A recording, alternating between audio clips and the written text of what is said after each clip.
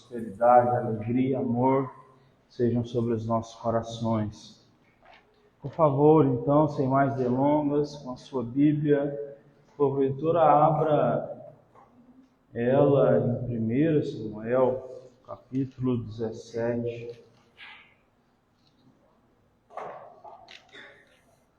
1 Samuel 17, alguns princípios de Deus para as nossas vidas, nos deixados por meio da pessoa de Davi. Nós vamos ler só alguns versos, para a leitura não ficar longa. Capítulo 17.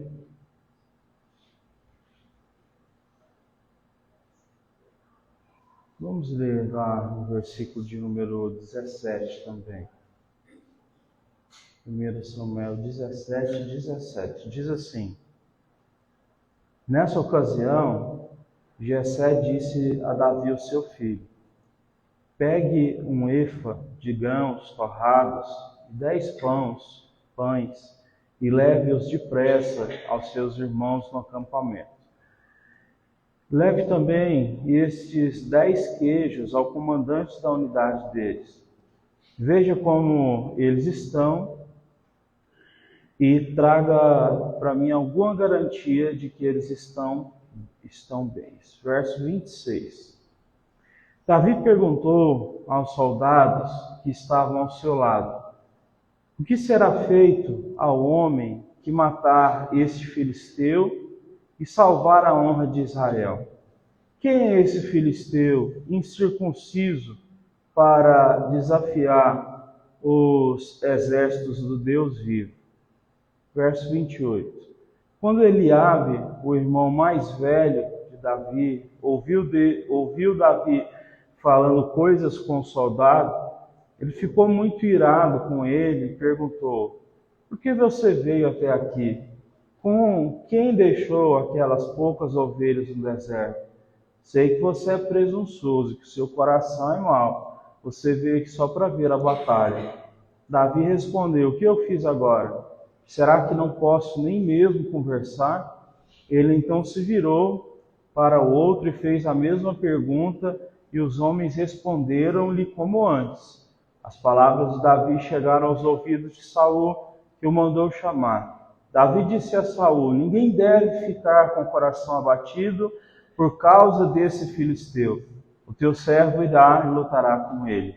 Saul respondeu: Você não tem condições de lutar contra esse filisteu. Você é apenas um rapaz, e ele é um guerreiro desde a juventude.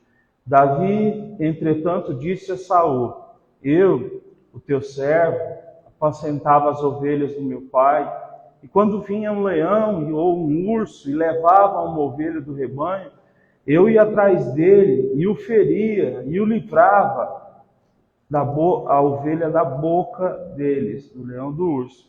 Quando ele se levantava contra mim, eu o segurava pela juba e lhe dava golpes até matá-lo.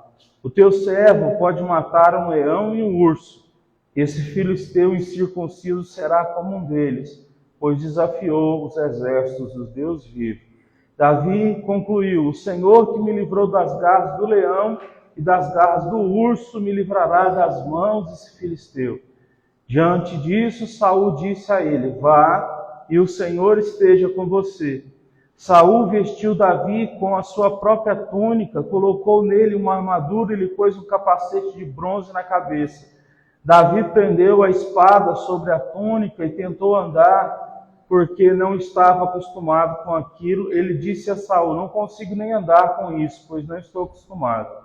Então tirou tudo aquilo, em seguida pegou o seu cajado, escolheu no riacho 5 pedras lisas e colocou-os na bolsa. E isto é, no seu alforje de pastor, com a sua funda na mão. Aproximou-se então do filisteu.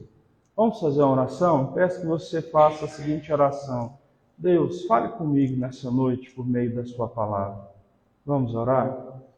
Senhor nosso Deus e Pai, nós estamos aqui reunidos, ó Deus, nesse dia para a glória do teu nome, dia de ceia, diante da tua palavra te pedimos, fala conosco mais uma vez, que o Espírito Santo possa nos visitar, que a graça do Senhor venha sobre nós, que o Senhor possa nos fortalecer na fé, que o Senhor possa, Deus, entregar o que nós precisamos para vivermos, ó Deus, esses dias que estão por vir. Nos prepare para todas as coisas boas que o Senhor tem planejado, porque a Tua vontade é boa, agradável e perfeita.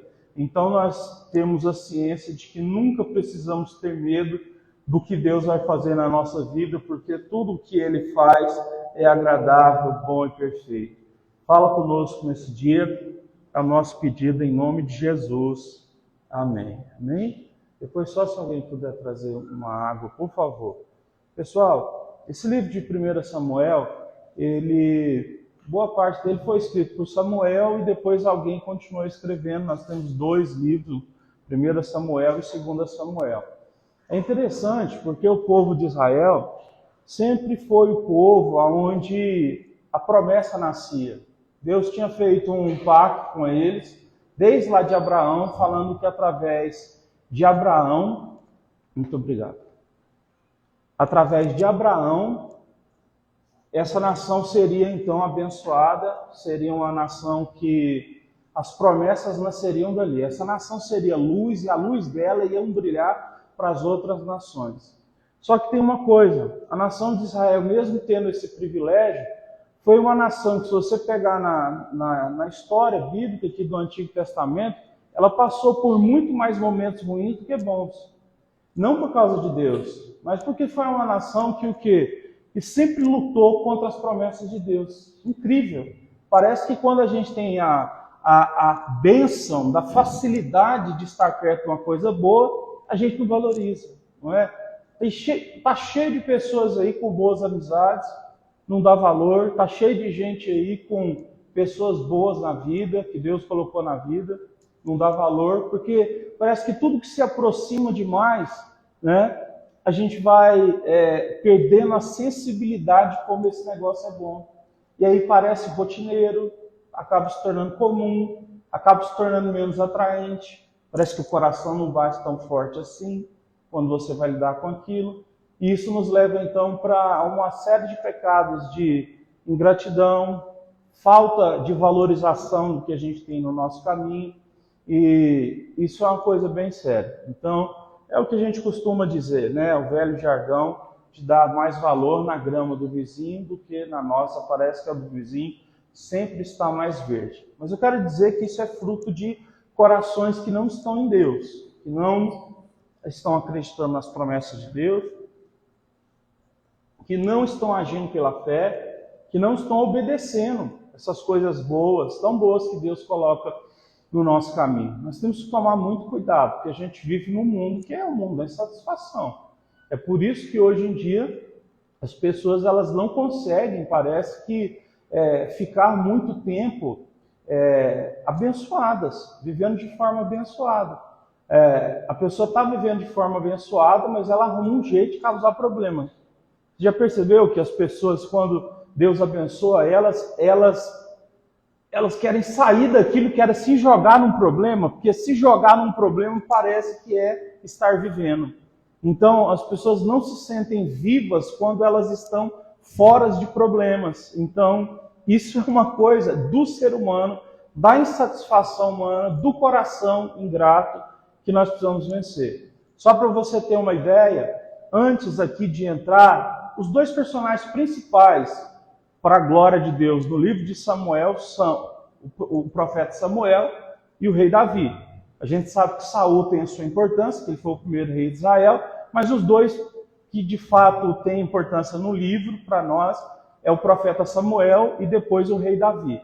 Antes do profeta Samuel, né, que a gente tem o período dos juízes, que era uma época que Israel tinha entrado na Terra Prometida. Você lembra que antes eles viviam no Egito, né, foram libertos, passou 40 anos no deserto murmurando contra Deus, blasfemando, um monte de coisa, até que aquela geração morreu toda no deserto, sobrou os filhos deles, né, e só 2 entraram na Terra Prometida, os que saíram do Egito, Josué e Caleb.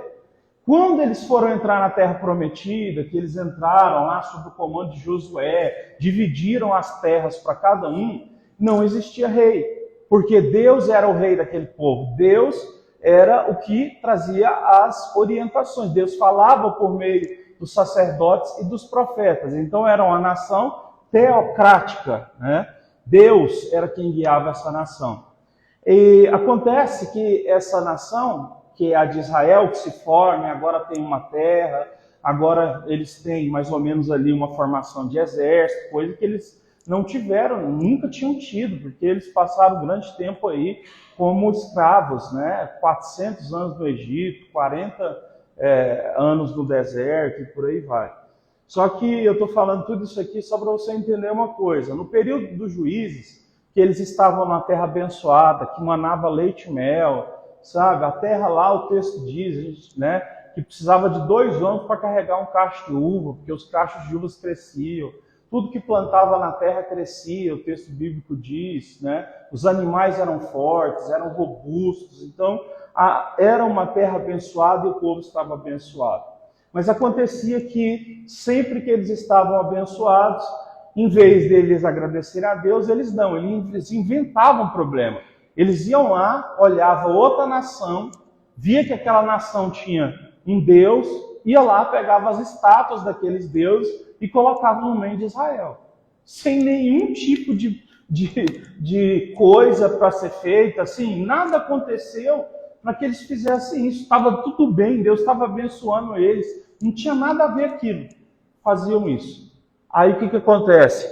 Deus permitia que viessem nações estrangeiras e os dominassem. Os filisteus, os amoreus, principalmente esses dois, né? Os filisteus, que foram os grandes inimigos de Israel nas batalhas, e os amoreus, que eram filhos lá do incesto de Ló com a filha, né? Só para você lembrar, Ló que foi embora lá de Sodoma e Gomorra quando Deus destruiu a cidade com fogo. A mulher dele, ela morreu, virou uma estátua de sal, ela desejou as coisas de Sodoma, só sobrou as 2 filhas de Ló. As 2 filhas, uma olhou para a outra e disse: o pai vai morrer sem descendência, vamos meter vinho nele, embriagar ele e aí a gente dorme com ele. As 2 filhas dormiram com o pai e elas engravidaram do próprio pai. Então essas 2 nações que nasceram desses meninos foram nações amaldiçoadas, certo? E fruto desse incesto, os amoreus são, então, descendentes de um desses filhos, de uma das 2 filhas de Ló. Então acontece que eles pecavam, Deus ia lá e deixava os filisteus dominar eles. Aí o que acontece? Depois do quê? Da dificuldade, eles iam lá e começavam a orar: ó Deus, tem misericórdia, salva a gente, liberta a gente. O que Deus fazia? Deus levantava uma pessoa, não é? Que era chamado de juiz. Por exemplo, Sansão, ele foi um juiz. Qual era o papel do juiz? Né? Ele tinha que organizar um exército e avançar contra os adversários e matar esses adversários, tudo isso sob a orientação de Deus. Só que acontece que os próprios juízes, eles até conseguiam êxito muitas vezes de libertar Israel, mas sempre eles também acabavam caindo em erro e em desgraça. Sansão é um exemplo, não é? Sansão, ele caiu nos braços de Dalila, que era uma filisteia, e o que acontece? Essa mulher foi lá, enganou ele ficou enfeitiçado pelos olhos, ela foi lá, descobriu o ponto fraco dele, né? Amarrou ele e levou ele lá para os filisteus. Deus, por misericórdia, ouviu a oração de Sansão, e a última oração dele foi: Senhor, me dá força pela última vez. Ele estava amarrado nas colunas ali do templo do Deus deles lá, do Deus Dagon. Ele pediu força pela última vez, e mesmo cego, sem cabelo e tudo, ele puxou as 2 colunas, e o texto diz que Sansão, na sua morte, ele matou mais gente que na sua vida. Quando ele estava vivo, ele era um homem que tinha uma força sobrenatural de Deus, ele tinha matado 1000 pessoas com a queixada, assim, ele tinha matado muita gente, mas quando ele morreu, ele matou mais de 5.000 pessoas, ele levou com ele, né? Essas pessoas, porque ele quebrou tudo ali. Sansão é um exemplo. Gideão, outro exemplo, ele era um cara covarde, Deus foi lá e chamou ele foi lá, batalhou, libertou o povo de Israel. Sabe o que ele fez depois? Começou a pedir os pingentes, os despojos de ouro que as pessoas tinham, e fez um colete sacerdotal, e esse colete simbolizava ele como líder. Sabe o que acontece? O povo começou a idolatrar certo, esse colete. E novamente caíam em pecado, outra nação vinha, arrebentava eles no meio, até que eles começassem a chorar, a clamar para Deus ter misericórdia. Então, um povo que tinha tudo na mão, mas sempre estava passando problema, porque quando estava tudo bem, eles se afastavam do Senhor. Esse é o grande problema das bênçãos espirituais que Deus nos dá. Porque quando Deus nos abençoa e a nossa vida começa a ficar melhor, a gente começa o quê? Pecar, se afastar de Deus, viver só pela bênção. E a gente não tem mais vida de oração, a gente despreza os momentos na igreja, a gente despreza jejum, a gente despreza o pobre, despreza o fortalecimento do avanço do evangelho pelo mundo. Então, esse é o grande problema. E eu posso dizer com segurança para vocês, pela Bíblia, eu e você ainda não recebemos algumas coisas que Deus nos prometeu, porque se viesse agora, a gente ia fazer igual a Israel. A gente ia pegar essa bênção, viver ela, entendeu? E a gente meio que ia ter um afastamento, a gente ia ter uma desobediência, que ia nos levar para buracos piores. E Deus, pelo seu infinito amor, Ele espera que a gente seja amadurecido, preparado para nos abençoar.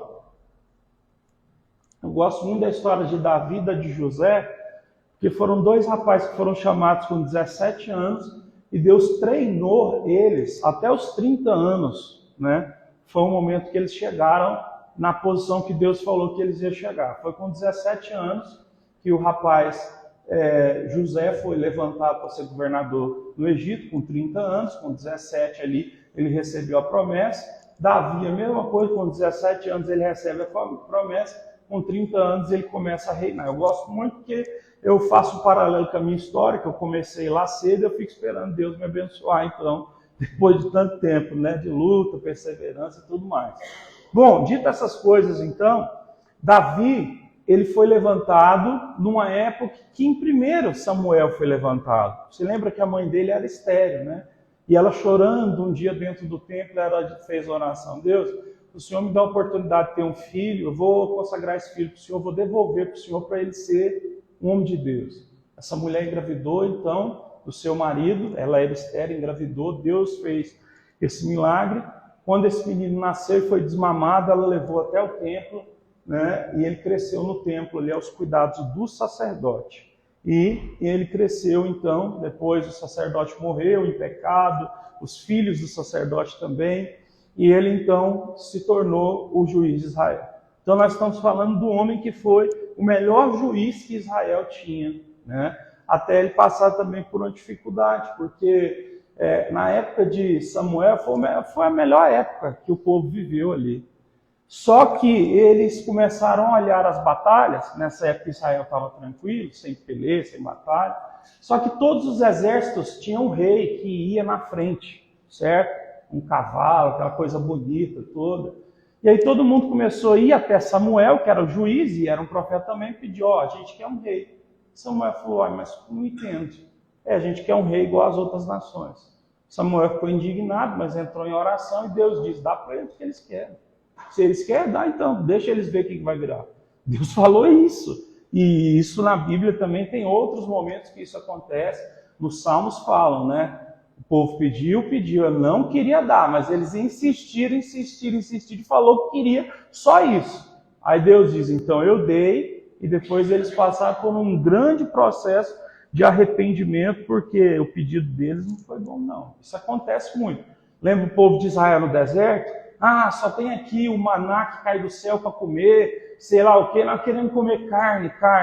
Deus disse: vou enviar carne. Deus enviou carne do céu. A Bíblia diz que o povo comeu tanta carne, começou a sair até pelo nariz, de tanto que eles foram glutões e muitos morreram no deserto. Um lugar quente, cheio de carne na barriga, né? Começaram a ter problemas e muitos morreram ali. Então a gente tem que tomar cuidado com as nossas orações. Deus disse para dar, Samuel foi lá e ungiu Saul. Saul foi um grande problema para Israel, mas até aqui ele está na nossa história. Mas, propriamente dito, em Davi é que no caso, eu trouxe para nós uns princípios que nós devemos levar para a nossa vida. Davi, então, ele era pastor de ovelha, você sabe, ele era músico também. Mas, na época que Israel estava guerreando contra os filisteus, tinha o gigante Golias, 2,95 m, e ele estava afrontando o povo de Israel. Os filisteus e os israelitas para começar uma batalha, mas Golias foi lá no meio e disse assim: vamos fazer o seguinte, duelo, um contra um homem contra um homem, quero ver quem se coloca na frente para lutar comigo. O cara tinha 2,95 m, ele era famoso porque guerreava. Desde a infância ele nasceu sendo treinado para aquilo. O texto diz então que todo mundo de Israel fraquejava as pernas e tinha medo. 40 dias seguidos ficava ele indo e lançando palavras amaldiçoando Israel e dizendo: só tem homem frouxo aí, não tem um para lutar comigo? 40 dias.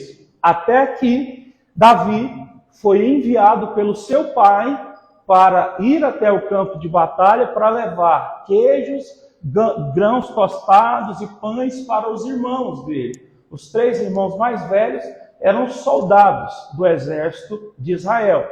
Acontece então que Davi, ele faz isso. Só que Davi já tinha sido ungido para ser o próximo rei de Israel no meio da casa dele. Se vocês se lembram da história, o profeta chegou lá e disse: é esse rapaz que vai ser o próximo rei. Estavam os 7 irmãos de Davi lá e o pai dele, e o profeta disse: esse rapaz, desceu o óleo na cabeça dele, esse rapaz é o próximo rei de Israel. E não teve problema, porque ele continuou cuidando de ovelha e o pai dele mandou ele ser garoto de recado para voltar e falar o que estava acontecendo lá. Isso tem uma coisa muito séria, um princípio muito sério que a gente tem que levar para a nossa vida. Eu tenho certeza que todo mundo que lê a palavra de Deus, que ora, sabe que Deus tem promessas na vida. O grande problema nosso é quando a gente começa a tirar os pés do chão e começa a viver não em direção à promessa, mas em direção a fantasias. Tá? E tem um perigo muito grande de nós transformarmos promessas de Deus em fantasias que nós acabamos criando na nossa mente. Por exemplo, alguém pode dizer: não, Deus tem uma promessa comigo de me abençoar nessa área específica da minha vida. Às vezes a pessoa ela começa a se deslumbrar, tira os pés do chão e vive aquela fantasia de que não, o Senhor vai me abençoar. Mas essa pessoa não está fazendo nada para ir nessa direção. Tem uma coisa, Davi foi ungido para ser rei, mas ele não ia ser rei com 17 anos, porque ele não ia ter capacidade para fazer isso. Então o que acontece? Ele ainda tinha que continuar cumprindo funções menores do que a função da promessa que Deus tinha dado a ele. O que isso quer dizer? Que muitas vezes nós vamos ser chamados e vai ser uma direção de Deus a gente fazer trabalhos ou coisas que parecem menores, que parece que diminui a gente, parece que diminui o tamanho do chamado que Deus fez com a gente, parece que diminui o tamanho das promessas que Deus nos tem. Mas aqueles que de fato creem em promessas de Deus são pessoas que nunca abandonam a humildade. E a humildade faz então com que nós continuemos tendo esse coração que é um coração de servo. Que Jesus tanto falou sobre isso, né? Que nós precisamos ter um coração de servo para servir as pessoas, para não pensarmos que o quê? Que nós temos que ser servidos para os outros. Deixa eu te dar um exemplo. A maioria das igrejas, sabe o que elas pregam hoje em dia? Que os pastores têm que ser honrados. Eu vi um vídeo ontem lá de um monte de gente lavando os pés do pastor lá. O cara mais de 50 anos, aqueles pés lá, nojento, e o povo lavando lá, a boca quase no pé do cara. Não, esse aqui é o princípio de honra. Todo pastor deve receber honra. Que isso? Quanto mais você é chamado para ser um líder espiritual, mais é você que tem que servir as outras pessoas. Orando por elas, ajudando elas, atendendo elas, fazendo o que tem que ser feito. Mas aí eu até virei para o Angélico e falei, se a gente fosse do mal, pessoas ruins, mal intencionadas, e a gente começasse a pregar isso, que quem tem que ser honrado é o líder, sei lá o quê, eu acho que as pessoas respeitariam muito mais a gente do que não, porque tem gente que não respeita. Vocês souberam cada coisa que as pessoas falam para mim, que acha que tem liberdade para falar, é complicado, mas a gente já chega aqui. Pois bem, então Davi fez isso. Então, nunca deixe de ser servo. Deus pode ter te dado alguma coisa, você já pode ter chegado numa estatura de vida, de caminhada, que você já adquiriu algumas coisas.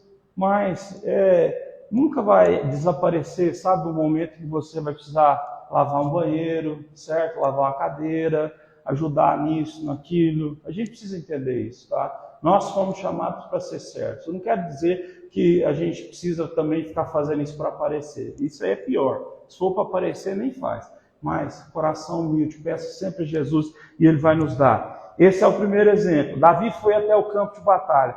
Quando ele foi no campo de batalha, está aí no verso que nós lemos de número 26, ele foi lá nos soldados e disse assim: o que será feito ao homem que matar esse filisteu salva a honra de Israel? Porque ele viu que o filisteu estava já há 40 dias acusando o povo de Deus, e ele então foi perguntar: o que é que vai ganhar a pessoa que derrubar esse cara aí?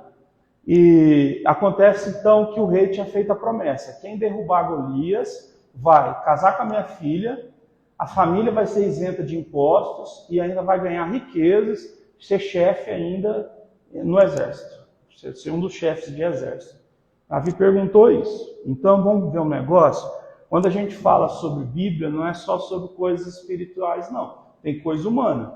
A gente está falando de um rapaz que chegou lá e perguntou: e aí, o que ganha? Ele era um cara que ia lutar contra Golias pela fé em Deus, porque ele sabia que ele contra Golias não tinha chance. Mas ele tinha certeza de que existe um princípio espiritual de o quê? Plantação e colheita. Então, quando você resolve o problema de alguém, você é digno de ser recompensado. E ele queria saber qual era a recompensa. Então, todas as coisas que nós formos fazer, não tem nada de errado em você procurar saber o que ganha quem faz isso. Até porque, né, o salário é a paga de você resolver o problema de alguém.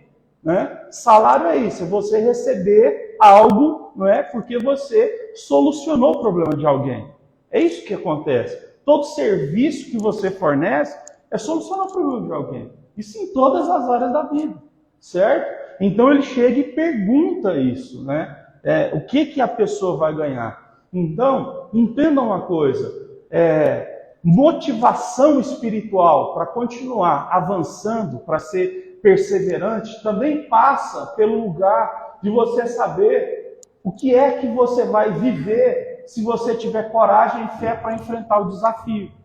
Você sim pode usar dessa motivação. Ela não pode ser a única, porque senão você vai se tornar uma pessoa que enxerga Deus só na questão da barganha.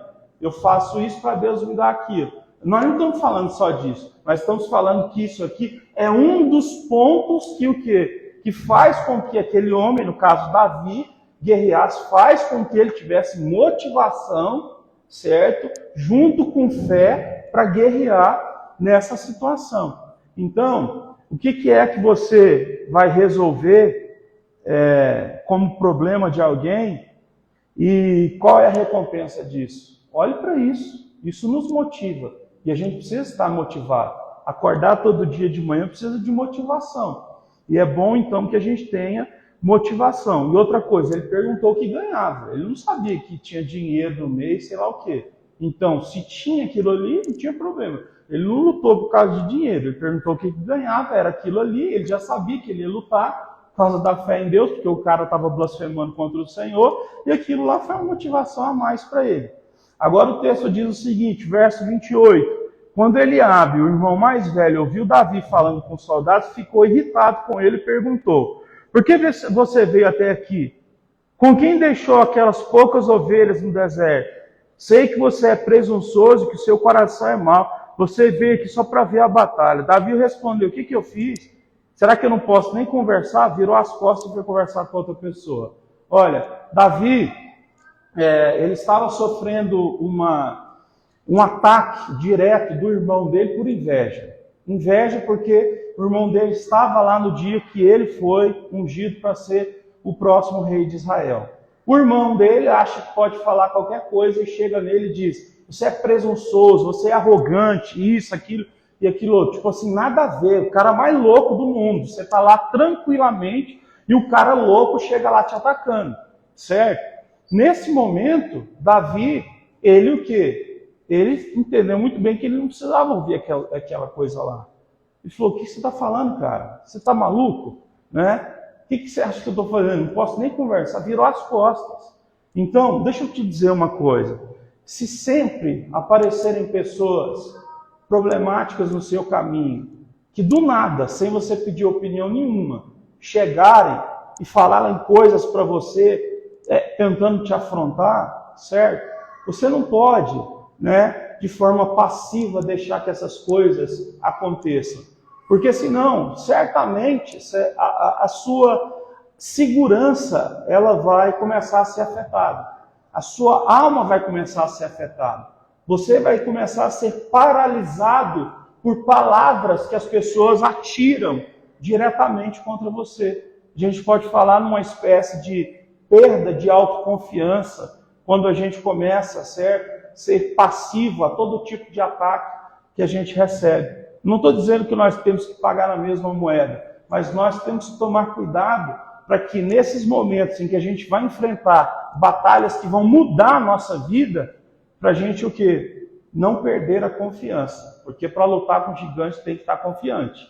E o irmão dele chegou lá acusando ele de tudo quanto é coisa. Isso é uma coisa séria, né? O povo acha que quando a gente é cristão, a gente tem que ouvir qualquer coisa calado. Você já percebeu? Eles falam, porque Jesus oferecia uma face, oferecia a outra. Não entende nada. Quando Jesus ia lidar com os fariseus, Jesus não virava rosto nenhum. Jesus chamava eles de cobra, né? Sepulcro caiado, que é o quê? Túmulo por fora bonito, por dentro só tem osso. Então a verdade a gente precisa entender que tem muitos momentos da nossa vida que a gente vai precisar se colocar numa posição para que a gente possa defender a própria fé que Deus nos gerou. Você pode perceber, sempre que você está diante de um desafio na sua vida que pode mudar a sua história, vão começar a acontecer coisas para tirar a sua confiança, para tirar de você, certo, essa confiança, essa ousadia, que a Bíblia diz que Deus nos deu um espírito de ousadia, certo? Vamos dar um exemplo assim, essa situação é complicada, mas, por exemplo, igual ontem lá, eu postei um vídeo lá cortando porco, né, no meio. Beleza, todo mundo lá, tal, massa, sei lá o quê. Aí um cara que eu nem sigo, ele chegou lá e colocou assim, postagem desnecessária. Falei, meu Deus do céu. Aí eu fiquei numa raiva, andando de um lado para o outro. Falei, Angélica, eu vou falar isso aqui, vou falar. E me segurando, aí eu sempre espero um tempo passar, as 2 horas passar, né, e tal. Aí falei, não, eu vou falar isso aqui. Era uma pessoa que eu nem conhecia, não sei por que me seguia, e eu falei para ele, meu filho, é só clicar em cima, parar de seguir, tá? Eu não te conheço e também não sou vegano, abração. E pronto, cortei ele assim, certo? Por quê? Porque tem hora, gente, que não cabe isso, sabe? Tem hora que, assim, a pessoa vai na sua página de Instagram, você não conhece essa pessoa, ela te segue porque ela quer, certo? Quantas coisas que a gente não vê na internet que a gente se rola para cima? Agora, se tudo que a gente vê, dos artistas que a gente acompanha, das pessoas que a gente acompanha não concorda com a coisa que colocar lá, ridículo, não apoio. Poxa vida, né? Tem gente que é chata pra caramba. Então aqui, o irmão de Davi, Eliabe, cara chato pra caramba. 40 dias, por que ele não foi lutar com o gigante? Aí não, agora para ser valentão diante do irmão mais novo, ele tá lá, seu presunçoso, deixou as ovelhas do pai lá jogadas. Ele foi lá que o pai mandou para levar as comidas e tudo, e viu a covardia de todo mundo. Então o que? Ele realmente se apresentou. Então, por favor, certo? Entenda que em muitos momentos vão aparecer essas situações para tirar a sua alegria, a sua confiança, a sua paz, e você pode sim rebater de uma forma que seja, obviamente, não ofensiva e tudo mais, mas sim, a gente não é bobo, a gente não tem sangue de barata, e a gente precisa, então, como Davi aqui, entender que a gente fala, no caso, ele falou, o que foi que você está achando que eu fiz? Estou só conversando, virou as costas. Tá? Então não tem problema nenhum virar as costas para certos tipos de coisa que as pessoas coloquem no nosso caminho. Saul ouviu falar de Davi, que Davi tinha chegado lá, e que ele estava perguntando sobre essa batalha. E acontece então que ele vai até, Saul chama ele, e Saul vai e diz, rapaz aí, tá, guerreiro, você é novo, não tem como você lutar. Davi diz, não, eu quero lutar. E aí então o Saul pega ele, né, e diz assim, mas você vai morrer e tal. Mas Davi vai lá e diz assim, olha, eu cuido de ovelha, um dia eu peguei um leão lá, ele tentou cravar uma ovelha pela boca, eu peguei na juba dele, matei ele com várias facadas, certo? E ganhei essa batalha. E outro dia veio um urso. Peguei um urso, cara, esse urso deve ter mais ou menos 2,95 também. Rebentei esse urso no meio, não pegou nenhuma ovelha. Eu vou matar esse gigante, porque, além de tudo, é Deus que está nessa batalha. Não vai ser nem eu, vou ser instrumento, mas eu vou ganhar desse cara. Ele tinha esse entendimento. Então, o que acontece? Nós, quando estamos diante de desafios na nossa vida, sempre precisamos olhar para trás para a gente se lembrar dos desafios que nós já vencemos. Tá? Eu e você não passamos por dificuldades à toa. Tudo o que Deus nos permitiu passar e vencer, certo? É acréscimo de experiência, é acréscimo de força, é acréscimo de maturidade. Tudo isso, Deus vai acrescentando uma coisa em cima da outra. Então, quando você estiver diante de um desafio, pense agora, não sei qual é o seu desafio, mas você vai ter que fazer isso. Você tem que sentar e começar o quê? A voltar o filme da sua vida na sua cabeça e lembrar dos momentos mais difíceis que você já passou. E lembrar aquele tempo que você venceu, que você tinha depressão. Lembrar daquele tempo que você venceu, quando você foi difamado, caluniado de forma muito séria, às vezes na escola, você era garoto, sei lá o quê, qualquer coisa. Qualquer coisa que tenha sido muito difícil. Uma separação traumática, certo? De um relacionamento, alguma coisa muito séria. Volte para essas coisas. Lembre das batalhas que você já venceu. Tudo que você já passou é só para te fortalecer. É só para te fazer capaz. E Davi, então, ele nos deixa esse exemplo que ele olha para as batalhas que ele já venceu para entender que ele é um homem capaz de enfrentar um novo desafio. Então você não está diante de um desafio à toa. Você está lá porque Deus já lhe deu capacidade para isso. Pois bem, duas últimas coisas para encerrar, que nós temos a ceia. Saul bota a armadura dele em Davi, não é? Só que Saul, ele era muito alto também, ele tinha mais de 2,30 m de altura, ele era o homem mais alto de Israel, e também não aceitou guerrear contra Golias, né? Aí Saul foi lá e botou a armadura dele em Davi. Davi era um cara de 1,70 m, 1,65 m. Então, quando Davi tentou andar com a armadura, ele não conseguia nem se mexer pelo peso, né, pelo tamanho da armadura. E ele foi e falou para o rei, olha, não dá, eu não consigo, eu vou com o que eu sei fazer. O que eu sei fazer é suficiente para essa próxima adversidade que eu vou passar por ela e vou vencer. Aqui tem um exemplo muito importante, sabe? Quando os desafios estão diante de nós, parece que a gente tem que pegar alguma coisa que a gente nem tem treinamento para usar ela para vencer esse desafio. Às vezes a gente pensa, não dá. O que eu sei fazer é muito pouco, né? Davi era um cara que trabalhava com cajado e com funda, né? Para livrar ovelha de predador. Só que não adiantava ele tentar mexer com outro tipo de armadura, outro tipo de arma para guerrear com esse cara. Tinha que ser o que ele sabia. Então, deixa eu te dizer isso é muito forte, você precisa levar para casa. O que você tem hoje, o que está dentro de você, a sua capacidade intelectual, emocional, espiritual, ela já é suficiente, certo? Junto com a graça de Deus que Deus põe sobre você para você passar por esse próximo desafio. Então, quando o desafio chegar, não precisa ficar louco achando que você tem que aprender um monte de coisas assim, sabe? No desespero, na ansiedade, eu tenho que aprender um monte de coisa, o desafio é muito grande. Calma, calma, certo? Ter paz e fé na hora que você for enfrentar o próximo desafio é muito mais importante do que querer adquirir novos conhecimentos, novas estratégias no momento em que você vai enfrentar esse desafio.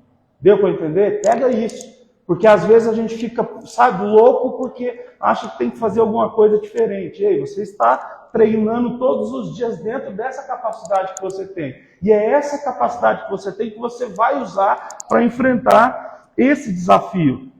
E a última coisa é, certo?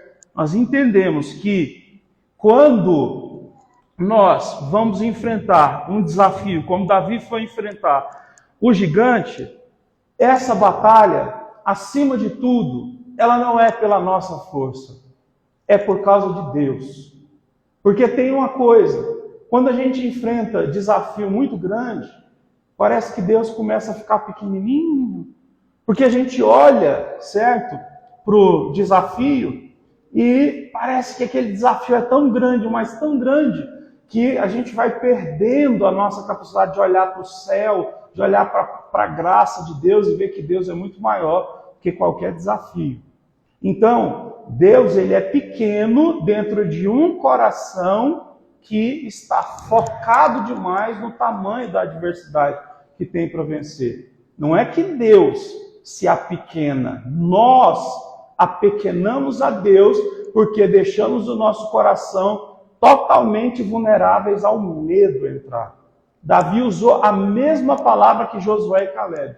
Davi falou assim para o rei: ei, vocês não devem ficar com o coração decepcionado, com o coração enfraquecido. Deus nos deu a promessa, a gente vai entrar nessa terra. Josué e Caleb disse isso. Davi falou a mesma coisa. Ei, vocês não devem ficar com o coração enfraquecido e decepcionado, porque esse homem está indo contra Deus. Nós vamos derrubar ele. Entende? A gente precisa então dessa fé, porque a gente sabe que a gente é só instrumento de Deus, né? A gente é mordomo de Deus, o que a gente vai fazer. Então, vai ser pela graça, pelo poder de Deus. Como diz em Êxodo 14:14, né? Nessa batalha vocês não terão que pelejar, mas eu pelejarei por vocês. Não é que o povo ficou sentado, o povo estava avançando, só que Deus estava indo na frente de tudo. E foi só por isso que Davi acertou uma pedrada no meio da testa desse gigante. Não foi porque esse cara ele era extremamente habilidoso, apesar dele ter o quê? Uma grande experiência com a arma que ele mexia. Mas a pedra foi ali, né? Porque Deus colocou aquela pedra naquele lugar. E é isso que eu preciso te dizer. Quem faz com que as coisas entrem no momento certo é Deus. A gente vai continuar, certo, tendo as experiências, vamos continuar precisando amadurecer, vamos continuar precisando ter o nosso caráter refinado, mas no final ali, que você estiver posicionado, é Deus. É o que sai da mão de Deus. É Deus, né? Se a gente pudesse enxergar o mundo espiritual, Davi, quando ele vai lançar fundo, é a mão de Deus por trás dele, ajudando ele. Ao quê? A colocar a força necessária e a ter a precisão necessária. E essa pedra que chega lá, chega porque Deus colocou ela lá, porque é o Senhor quem faz essas coisas. E a nossa conclusão é o seguinte: é assim também que nós aprendemos com o nosso Senhor Jesus Cristo. Deus, ele parece ser fraco, parece ser manso, parece às vezes que ele até perdeu para o inimigo das nossas almas. Mas, quando nós entendemos que o nosso Deus, ele é poderoso, que nunca perdeu uma batalha, esse Deus, então, ele começa a crescer dentro de nós, porque ele já é grande em si mesmo. Jesus, então, ele veio como? Ele nasceu, a Bíblia diz assim, ele não tinha nenhuma formosura na sua aparência.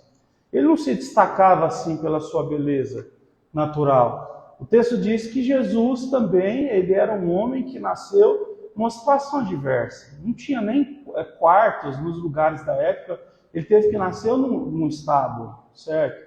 Jesus cresceu numa cidade bem pobre, sabe? E discriminada, a cidade de Nazaré. Jesus, ele foi um homem assim que parecia ser muito frágil, porque ele pregava coisas que pareciam ser coisas de gente fraca. Tenha paciência, seja humilde, ame. Parece coisa de gente fraca, ainda mais naquela época ali, entendeu? Que o homem tinha que ser somente posicionado para a guerra e tudo mais. Então, entenda isso.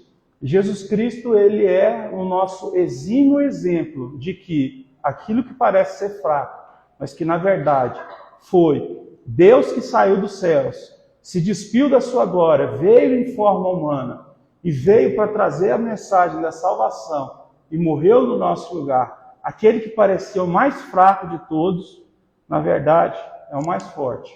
Ele sim é o caminho, a verdade e a vida, é o Senhor das nossas almas, o Deus Todo-Poderoso. Então, Davi, ele vai nos trazer, não é, esse sinal a respeito de Jesus. Porque Davi parecia ser um homem muito fraco para disputar uma batalha tão grande. Mas ele venceu, porque na verdade é Deus que estava ali. Amém? Jesus, ele é muito grande e a gente pode confiar.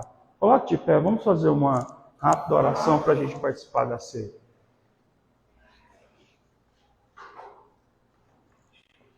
Senhor nosso Deus e Pai, nós queremos te agradecer e pedir que a sua palavra fique registrada em nossos corações.